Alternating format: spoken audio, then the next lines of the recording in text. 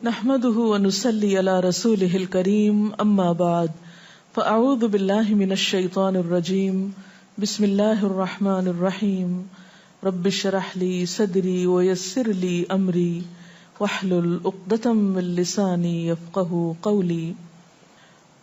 ہماری گفتگو کا موضوع ہے قیامت کی نشانیاں. بحیثیت مسلمان ہم سب کا ایمان ہے کہ یہ دنیا ہمیشہ باقی نہیں رہے گی، ایک دن سب کچھ ختم ہو جائے گا، اور ایسا ہونا بھی چاہیے، اس لیے کہ ہر آغاز کا ایک انجام ہوتا ہے، ہر ابتدا کی ایک انتہا ہوتی ہے. جس چیز پر زندگی آتی ہے اس پر موت کا آنا بھی لازم ہے. ہم اپنے آس پاس اس کی بہت سی نشانیاں دیکھتے رہتے ہیں. کائنات میں بہت سے دلائل بکھرے ہوئے ہیں جو ہمیں یقین دلاتے ہیں کہ ایک دن یہ سب کارخانہ بند ہو جائے گا، ختم ہو جائے گا، یہ دنیا فنا ہو جائے گی. وہ وقت قرآن پاک کے الفاظ میں زمین و آسمان پر بہت بھاری ہوگا، اور اس بھاری وقت کے آنے سے پہلے دنیا میں کچھ علامات نمودار ہوں گی. تو آج چند ایک احادیث آپ کی خدمت میں پیش کروں گی جو قیامت کی نشانیوں کے بارے میں ہیں. اس سے ایک تو ہمیں اپنے عمل کا جائزہ لینے کا موقع ملے گا، دوسرے ان سے یہ بات سامنے آتی ہے کہ نبی صلی اللہ علیہ وسلم کی باتیں کتنی سچی باتیں تھیں. وہ لوگ جو حدیث کا انکار کرتے ہیں یا احادیث کا مذاق اڑاتے ہیں، وہ ان احادیث کی روشنی میں آج کے حالات کو دیکھ سکتے ہیں کہ آپ صلی اللہ علیہ وسلم نے اللہ تعالی کی بھیجی ہوئی وحی کی روشنی میں جو باتیں فرمائیں آج وہ ہم اپنی آنکھوں سے دیکھ رہے ہیں. بہرحال اس وقت میرے سامنے حضرت ابو ہریرہ رضی اللہ تعالی عنہ کی حدیث ہے جسے ابن خزیمہ نے روایت کیا ہے. رسول اللہ صلی اللہ علیہ وسلم نے فرمایا، قیامت کی نشانیوں میں سے ہے کہ آدمی مسجد کے پاس سے گزرے گا مگر اس میں 2 رکعتیں ادا نہیں کرے گا. آج کتنے ہی لوگ ایسے ہیں کہ جن کے گھروں کے سامنے مسجدیں ہیں، وہ دن رات مسجدوں سے آوازیں سنتے ہیں لیکن مسجد کے اندر نہیں جاتے. نبی صلی اللہ علیہ وسلم کے زمانے میں اس بات کا تصور ہی نہیں تھا کہ کوئی شخص اپنے آپ کو مسلمان کہے اور پھر وہ نماز نہ پڑھے. اسی لیے ہم دیکھتے ہیں کہ منافقین ہر حال میں مسجد میں پہنچتے تھے، بلکہ انہوں نے اپنی ایک الگ مسجد بھی بنائی تھی یا مسجد نامی عمارت بنائی تھی. لیکن قیامت کے نزدیک مسجدوں کے پاس سے گزرنے والے مسجد نہیں جائیں گے. ایک اور حدیث میں آتا ہے، حضرت انس فرماتے ہیں رضی اللہ تعالی عنہ کہ اللہ کے رسول صلی اللہ علیہ وسلم نے فرمایا، لوگوں پر ایک ایسا دور آئے گا کہ ان میں اپنے دین کی حفاظت پہ صبر کرنے والا اس شخص کی مانند ہوگا جو آگ کے انگارے کو اپنی مٹھی میں تھامنے والا ہے. یعنی دین پر استقامت اور دین پر عمل اتنا مشکل ہو جائے گا بعض اوقات کہ جیسے ایک انگارہ ہاتھ میں لینا کہ انسان نہ لے سکے اور نہ پھینک سکے. ایک اور نشانی جو آپ صلی اللہ علیہ وسلم نے ہمیں بتائی وہ یہ کہ زمانہ قریب آ جائے گا، عمل میں نقص واقع ہوگا اور بخیلی پیدا ہو جائے گی، دل تنگ ہو جائیں گے. ایک اور حدیث میں آتا ہے کہ بخیلی کا عام ہونا قیامت کی نشانیوں میں سے ہے. آج آپ دیکھیں کہ بسا اوقات انسان کے پاس اللہ کی دی ہوئی بے شمار نعمتیں ہوتی لیکن انسان ان نعمتوں میں کسی کو شریک نہیں کرتا. چھوٹی چھوٹی باتوں کو مائنڈ کر جانا، چھوٹی چھوٹی باتوں پہ ناراض ہو جانا، چھوٹی چھوٹی چیزوں کو حد سے زیادہ محسوس کر لینا، یہ سب کچھ شح کی وجہ ہی سے تو ہے، بخل کی وجہ سے ہی تو ہے. بخل صرف مال میں نہیں ہوتا، بخل تمام نعمتوں میں ہوتا ہے اگر ان میں اللہ کے دوسرے بندوں کو بطور شکر کے شریک نہ کیا جائے. ایک اور حدیث میں آتا ہے، مجموع الزوائد میں یہ حدیث روایت ہوئی ہے، رسول اللہ صلی اللہ علیہ وسلم نے فرمایا کہ لوگ سخت اور بخیل ہو جائیں گے، یعنی ان کے دل سخت ہو جائیں گے اور ان کے اندر بخل عام ہو جائے گا. ایک اور نشانی قیامت کی آپ صلی اللہ علیہ وسلم نے یہ بتائی کہ مساجد میں زیب و زینت بہت ہوگی، یعنی نمازی تو کم ہوں گے لیکن مسجدیں سجائی بہت جائیں گی. حضرت انس بن مالک کی روایت ہے، مسند احمد نے اس کو روایت کیا ہے، رسول اللہ صلی اللہ علیہ وسلم نے فرمایا قیامت قائم نہیں ہوگی یہاں تک کہ لوگ مسجدوں میں فخر و مباحات کریں گے، یعنی مسجد کے بنانے میں، اس کے سجانے میں، اس کی آرائش میں ایک دوسرے کا مقابلہ کرنے لگیں گے. ایک اور حدیث میں آتا ہے کہ قیامت کی علامات میں سے ہے کہ لوگ مسجدوں کو سجایا کریں گے، یعنی اللہ تعالیٰ کو نماز پڑھ کے خوش کرنے کی بجائے مسجد بنا کے سجا کے خوش کرنے کی کوشش ہوگی. حضرت ابو الدرداء سے روایت ہے کہ جب تم لوگ مسجدوں کو سجانے لگو، قرآن کو مزین کرنے لگو تو تمہاری بربادی ہے، کیونکہ قرآن پاک پڑھنے کے لیے آیا، محض سجانے کے لیے نہیں. آج آپ دیکھیں کہ بسا اوقات ہم اسے پڑھتے کم ہیں، سمجھتے کم ہیں، اس کے مطابق زندگی نہیں بسر کرتے، لیکن خوبصورت انداز میں سنہری الفاظ میں لکھوا کر گھروں میں سجا دیتے ہیں. تو قرآن پاک سجانے کے لیے نہیں آیا، وہ تو ہدی للناس ہے، ساری انسانیت کی ہدایت کے لیے آیا ہے، لیکن ہم نے اس کا بس اتنا ہی فائدہ اٹھایا کہ اسے خوبصورت انداز میں لکھ کے طاقوں میں سجا دیا. اسی طرح ایک اور نشانی کہ انسان حلال حرام کی پرواہ نہیں کرے گا.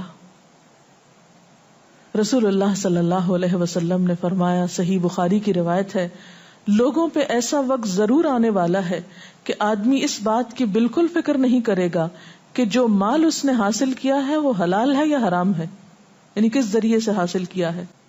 ایک اور حدیث میں آتا ہے کہ قیامت سے پہلے سود پھیل جائے گا. ایک اور روایت میں آتا ہے کہ ہر شخص تک اس کا کچھ نہ کچھ غبار پہنچے گا، یعنی کچھ لوگ تو براہ راست اس میں انوالو ہوں گے اور کچھ لوگ انڈائریکٹلی اس سے متاثر ہوں گے. اسی طرح قیامت کی نشانیوں میں سے ایک اور نشانی دیگر امتوں کی مشابہت اور تقلید ہوگی. حضرت ابو سعید رضی اللہ تعالی عنہ سے روایت ہے، رسول اللہ صلی اللہ علیہ وسلم نے فرمایا، تم اپنی سابقہ امتوں کی ایک ایک بالشت اور ایک ایک گز میں اتباع کرو گے، یعنی چھوٹے سے چھوٹے معاملے میں اور بڑے سے بڑے معاملے میں ان کی پیروی کرو گے، حتیٰ کہ اگر وہ کسی سانڈے کے سوراخ میں داخل ہوئے ہوں گے، یعنی گوہ کے سوراخ میں، تو تم بھی ان کی پیروی کرو گے، اس سوراخ میں بھی گھسو گے. ہم نے پوچھا، یا رسول اللہ صلی اللہ علیہ وسلم، کیا آپ کی مراد یہود و نصارہ ہیں؟ فرمایا، پھر اور کون؟ اور آج ہم مسلمان دیکھ سکتے ہیں کہ ہم کس کی پیروی کر رہے ہیں، کتاب اللہ اور سنت رسول اللہ صلی اللہ علیہ وسلم کی یا کسی اور کی. قیامت کی نشانیوں میں سے ایک نشانی زلزلے بکثرت آئیں گے. حضرت ام سلمہ سے روایت ہے، مسند احمد میں یہ روایت آتی ہے، رسول اللہ صلی اللہ علیہ وسلم نے فرمایا، قیامت سے پہلے موت کی سخت وبا پھیلے گی، پھر زلزلوں والے سال آئیں گے. ایک اور روایت میں آتا ہے، قیامت کی نشانیوں میں سے ہے کہ ناگہانی موت کثرت کے ساتھ ہوگی، یعنی اچانک ڈیتھ، یکا یک بیٹھے بیٹھے فوت ہو گئے. امام بخاری نے اس حدیث پر کچھ شعر بھی لکھے ہیں جن کا ترجمہ ہے، فارغ وقت کو غنیمت سمجھ کر کچھ رکوع کر لو، یعنی فارغ بیٹھنے سے بہتر ہے کچھ نوافل پڑھ لو، قریب ہے کہ تیری موت اچانک واقع ہو.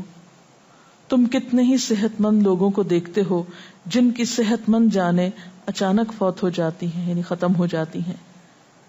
حافظ ابن حجر عسقلانی جنہوں نے بخاری کی شرح لکھی ہے فتح الباری، وہ کہتے ہیں یہ عجیب اتفاق ہے کہ امام بخاری خود بھی اسی طرح اچانک فوت ہوئے تھے. یعنی اچانک موت جو ہے وہ کسی پر بھی آ سکتی ہے، کوئی نیک ہو یا بد ہو. ہم یہ نہیں کہہ سکتے کہ ہم بہت نیک ہیں یا ہم بڑے اچھے کام کرتے ہیں تو ہمارے ساتھ یہ معاملہ نہیں ہو سکتا، یہ کسی کے ساتھ بھی ہو سکتا ہے. اس لیے جو وقت آج ہمیں حاصل ہے، جو لمحات آج ہمیں ملے ہیں، ان کو غنیمت سمجھیں اور نیکی کے کام میں پیچھے نہ رہیں. پھر قیامت کی نشانیوں میں سے ایک نشانی یہ بھی بتائی گئی کہ لوگ جان پہچان والوں کو بس سلام کریں گے. عامر بن اسود فرماتے ہیں رضی اللہ تعالی عنہ کہ ہم حضرت عبداللہ بن مسعود کے ساتھ ایک مسجد میں گئے تو جماعت کھڑی تھی، پھر لوگوں نے رکوع کیا اور ہم بھی رکوع کرتے ہوئے ساتھ شامل ہو گئے۔ اتنے میں ایک آدمی آیا اور کہنے لگا، ابو عبد الرحمن، یہ عبداللہ بن مسعود کی کنیت ہے، آپ کو سلام۔ عبداللہ بن مسعود نے حالت رکوع ہی میں فرمایا، اللہ اور اس کے رسول صلی اللہ علیہ وسلم نے سچ کہا تھا۔ نماز کے اختتام پر کچھ لوگوں نے آپ سے پوچھا کہ آپ نے فلاں شخص کے سلام پر یہ کیوں کہا کہ صدق اللہ و رسول، اللہ اور اس کے رسول صلی اللہ علیہ وسلم نے سچ کہا۔ ابن مسعود نے فرمایا، میں نے نبی صلی اللہ علیہ وسلم سے سنا کہ قیامت کی نشانیوں میں سے ہے کہ سلام صرف پہچان والوں کو کیا جائے گا۔ یعنی آپ کسی مجلس میں جاتے ہیں، مسنون طریقہ کیا ہے؟ اگر آپ کسی گیدرنگ میں جائیں، سب کو بیک وقت السلام علیکم کہیں، لیکن بہت دفعہ آپ نے دیکھا ہوگا کہ لوگ آتے ہیں، سب کو نہیں پوچھتے، ان میں سے جو جان پہچان والا ہوتا ہے اس کا نام لے کر بس سلام کرتے ہیں۔ پھر اسی طرح ایک اور نشانی یہ کہ لوگ دعا اور طہارت میں زیادتی کریں گے۔ حضرت سعد رضی اللہ تعالی عنہ سے روایت ہے، انہوں نے سنا کہ ان کا بیٹا اس طرح دعا کر رہا ہے، یا اللہ میں تجھ سے جنت کا سوال کرتا ہوں، اس کی نعمتوں کا سوال کرتا ہوں، اس کی رونقوں اور تر و تازگیوں کا سوال کرتا ہوں، وغیرہ وغیرہ، اور میں آگ سے تیری پناہ مانگتا ہوں، اس کی زنجیروں سے اور طوقوں سے پناہ مانگتا ہوں۔ تو حضرت سعد نے فرمایا، تم نے اللہ تعالیٰ سے خیر کثیر کا سوال کیا ہے اور ضرر کثیر سے پناہ مانگی ہے، جبکہ میں نے رسول اللہ صلی اللہ علیہ وسلم سے سنا کہ ان قریب ایسے لوگ ہوں گے جو دعا میں زیادتی کریں گے۔ یعنی صرف یہ کہہ دینا کافی ہے کہ اللہ تو ہمیں جنت عطا فرما اور دوزخ سے بچا، اس کی بہت تفصیلات میں جانے کی ضرورت نہیں۔ جب جنت میں داخل ہو گئے تو سب کچھ نصیب ہو گیا، اور جب جہنم سے بچ گئے تو سب سے بچت ہو گئی۔ پھر آپ نے یہ آیت پڑھی، اپنے رب سے عاجزی سے دعا مانگو، یقیناً وہ زیادتی کرنے والوں کو پسند نہیں کرتا۔ یعنی دعاؤں میں زیادتی اور اس قسم کی تفصیلات یہ پسندیدہ نہیں ہے۔ تمہیں یہی کافی تھا کہ تم یوں کہتے، یا اللہ میں تجھ سے جنت اور ہر اس قول و عمل کا سوال کرتا ہوں جو جنت کے قریب کر دے، اور میں تیری پناہ چاہتا ہوں جہنم سے اور ہر اس قول و عمل سے جو جہنم کے قریب کرے۔ تو اتنا کہنا کافی تھا۔ پھر قیامت کی نشانیوں میں سے ایک نشانی آپ صلی اللہ علیہ وسلم نے یہ بھی بتائی کہ نااہل حاکم مقرر کیے جائیں گے۔ حضرت ابو ہریرہ سے روایت ہے کہ قیامت کی نشانیوں میں سے ہے کہ ذلیل اور کمینے لوگ نیک شریف لوگوں پر غالب ہو جائیں گے۔ کیوں ابن مسعود، کیا تم نے بھی یہ بات میرے محبوب صلی اللہ علیہ وسلم سے سنی ہے؟ ابن مسعود نے فرمایا، ہاں رب کعبہ کی قسم۔ حضرت حذیفہ سے روایت ہے کہ قیامت اس وقت تک قائم نہ ہوگی جب تک کہ تم اپنے امام کو قتل نہ کرو گے، یعنی لوگ اپنے حاکموں کو مارنے لگیں گے اور اپنی تلواروں کے ساتھ آپس میں ہی لڑائی کرو گے، علاوہ ازیں تم میں سے بدترین لوگ تمہاری دنیا کے وارث ہو جائیں گے۔ اسی طرح قیامت کی نشانیوں میں سے ایک نشانی یہ بھی ہے، حضرت عبداللہ بن مسعود سے مروی ہے کہ رسول اللہ صلی اللہ علیہ وسلم نے فرمایا، قیامت کے قریب صرف مخصوص لوگوں کو سلام کیا جائے گا، تجارت اس قدر پھیل جائے گی کہ عورت تجارت میں اپنے خاوند کا ہاتھ بٹائے گی، یعنی اتنا بزنس ہوگا کہ مرد سے اکیلے نہیں سنبھالا جائے گا، عورتیں اس میں شریک ہوں گی، رشتہ داری توڑی جائے گی، یعنی مال کثرت سے ہونے کے باوجود رشتہ داروں کا خیال نہیں رکھا جائے گا، جھوٹی گواہی دی جائے گی، حق چھپایا جائے گا، اور قلم کا ظہور ہو جائے گا، یعنی نشر و اشاعت خوب ہوگی، خوب لکھا جائے گا۔ ایک اور روایت میں آتا ہے کہ وقت مختصر ہو جائے گا۔ آج آپ دیکھیے ہر شخص وقت کی کمی کی شکایت کرتا ہے۔ حضرت ابو ہریرہ رضی اللہ تعالیٰ عنہ سے روایت ہے، رسول اللہ صلی اللہ علیہ وسلم نے فرمایا، قیامت قائم ہونے سے پہلے یہ نشانی ظاہر ہوگی کہ زمانہ قریب آ جائے گا، یتقارب الزمان، سال مہینے کی طرح، مہینہ ہفتے کی طرح، ہفتہ دن کی طرح، اور ایک دن ایک گھنٹے کی طرح، اور ایک گھنٹہ آگ کے شعلے کی طرح تیزی سے گزرنے والا ہو جائے گا۔ اور آج آپ دیکھیے کہ اللہ کے رسول صلی اللہ علیہ وسلم کی یہ بات کتنی سچ معلوم ہوتی ہے کہ ہر شخص وقت کی کمی کا شکار ہے، اور پتہ ہی نہیں چلتا ہفتہ گزر گیا، پتہ ہی نہیں چلتا مہینہ گزر گیا، پتہ ہی نہیں چلتا سال گزر گیا، پتہ ہی نہیں چلتا اتنی عمر گزر گئی، کل کی بات لگتی ہے. اور انڈائریکٹلی یہ اشارہ اس بات کی طرف کہ زندگی کی رفتار بہت تیز ہو جائے گی، یعنی فاسٹ لائف جس کو آپ کہتے ہیں اس کا شکار ہو جائے گا. ایک اور روایت میں آتا ہے کہ دنیا محبوب ہو جائے گی، موت سے نفرت ہو جائے گی. حضرت ابو ہریرہ سے روایت ہے رسول اللہ صلی اللہ علیہ وسلم نے حضرت ثوبان سے فرمایا، اے ثوبان، اس وقت تمہارا کیا حال ہوگا جب دوسری امتیں تم پر اس طرح ٹوٹ پڑیں گی جس طرح تم کھانے کے برتن پہ ٹوٹ پڑتے ہو. ثوبان نے کہا، میرے ماں باپ آپ پہ قربان، اے اللہ کے رسول صلی اللہ علیہ وسلم، کیا اس وقت ہم تعداد میں کم ہو جائیں گے؟ فرمایا، نہیں، بلکہ تم کثرت میں ہوگے، لیکن اللہ تعالیٰ تمہارے دلوں میں وہن ڈال دے گا. صحابہ نے پوچھا، یا رسول اللہ صلی اللہ علیہ وسلم، وہن کیا چیز ہے؟ آپ نے فرمایا، دنیا سے محبت اور جہاد سے نفرت. اور ایک روایت میں آتا ہے، دنیا سے محبت اور موت سے نفرت.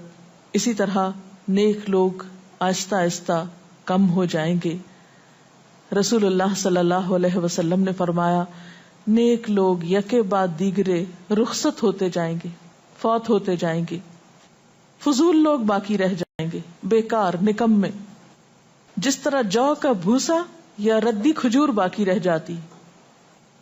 اللہ تعالیٰ ان فضول لوگوں کی کچھ پرواہ نہ کرے گا، یعنی کوڑے کرکٹ کی طرح ہوں گے جن کی کچھ پرواہ نہ کرے گا کہ ان کو پھینک دیا جائے یا کاٹ دیا جائے یا کہیں جلا دیا جائے.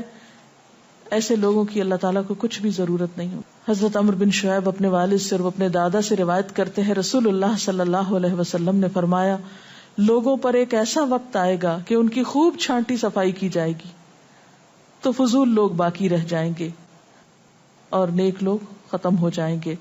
پھر آپ نے اپنے دونوں ہاتھوں کی انگلیوں کو آپس میں ملا کر فرمایا، اس طرح ان کے وعدے اور امانتیں خلط ملط ہو کر رہ جائیں گے اور وہ اختلافات کا شکار ہو جائیں گے. یعنی نہ ان میں وعدوں کا پاس ہوگا، نہ امانتوں کی ادائیگی کا احساس ہوگا، اور وہ ایک ہی چیز جانیں گے اور وہ لڑائی جھگڑا، اختلافات. کیونکہ کوڑا کرکٹ ہے نا، کوئی وزن تو اس کا ہے نہیں، کوئی اصول تو ہے نہیں، کسی نیک کام میں استقامت تو ہے نہیں، بس جدھر کو پانی جا رہا ہے اس پہ بہ رہے ہیں، ہوا چل رہی ہے اس پہ اڑ رہے ہیں. تو ایسے نکمے اور بیکار لوگ باقی بچیں گے اور پھر ایک دن دنیا اپنے اختتام کو پہنچ جائے گی. ہر گھر میں فتنہ داخل ہو جائے گا. حضرت عوف بن مالک فرماتے ہیں کہ میں غزوہ تبوک کے موقع پر رسول اللہ صلی اللہ علیہ وسلم کی خدمت میں حاضر ہوا جبکہ آپ اس وقت چمڑے کے ایک خیمے میں تشریف فرما تھے. آپ نے فرمایا، قیامت کی 6 نشانیاں گن لو. پھر ایک ایسا عام اور تباہ کن فتنہ ہوگا کہ عرب کا کوئی گھر بھی اس کی لپیٹ میں آنے سے محفوظ نہ رہ سکے گا. تو اللہ تعالیٰ سے دعا ہے کہ وہ ہمارے ایمان اور عمل کی حفاظت فرمائے اور ہمیں نیکی کی توفیق عطا فرمائے، اپنی ذمہ داریوں کو صحیح معنوں میں پورا کرنے کی توفیق عطا فرمائے. اگر آپ کے ذہن میں کوئی سوال ہو تو آپ کر سکتے ہیں. جو لوگ قیامت کی ان علامات کا مذاق اڑاتے ہیں اور کہتے ہیں کہ یہ حالات تو بہت عرصے سے ہیں، قیامت آنی ہوتی تو آ چکی ہوتی، تو ہم کیا کر سکتے ہیں، انہیں کیسے سمجھا سکتے ہیں؟ دیکھیے کہ جو لوگ مذاق اڑانے پر تل جاتے ہیں ان کا کوئی علاج نہیں. نبی صلی اللہ علیہ وسلم کے زمانے میں بھی ایسے لوگ موجود تھے جو دین کے شاعر کا مذاق اڑاتے تھے. قرآن نے ایسے لوگوں کو منافق بتایا ہے. اور بات یہ ہے کہ جب قیامت آئے گی تو پھر کسی سے پوچھ کر نہیں آئے گی، اس کا وقت تو اللہ تعالیٰ کو معلوم ہے، اور جب آ جائے گی تو کوئی اس سے فرار حاصل نہیں کر سکے گا. آج ہمیں اللہ تعالیٰ نے اختیار دیا ہے، چاہیں تو کسی چیز کو مانیں اور چاہیں تو انکار کر دیں، لیکن جب اصل حقیقت سامنے آئے گی تو پھر ہم انکار نہ کر سکیں گے. آپ نے بتایا کہ قیامت کی نشانیوں میں ہے کہ طہارت میں بھی زیادتی کی جائے گی، تو اس سے کیا مراد ہے؟ اس کا معنی یہ ہے کہ لوگ طہارت حاصل کرتے وقت وسائل یا ریسورسز کو بہت ضائع کریں گے. مثلا یہ کہ وضو کرتے وقت بہت زیادہ پانی لنڈھانا، بہت صابن گرانا، اسی طرح نہاتے وقت بہت پانی ضائع کرنا. نبی صلی اللہ علیہ وسلم کے زمانے میں پانی کی قلت بھی ہوتی تھی، لیکن اس کے باوجود آپ صلی اللہ علیہ وسلم کی تعلیمات میں ہے یہ بات کہ ایک شخص کو آپ نے فرمایا تھا کہ خواہ تم دریا کے کنارے بیٹھے ہو پھر بھی وضو کے لیے اتنا ہی پانی لو جتنا تمہاری ضرورت ہے، یعنی بہت زیادہ پانی ضائع نہ کرو. آج ہم دیکھتے ہیں کہ بہت سے وسائل کے ذریعے پانی کا حصول بعض علاقوں میں بہت آسان ہو گیا ہے اور لوگ بہت ناقدری کے ساتھ پانی ضائع کرتے ہیں.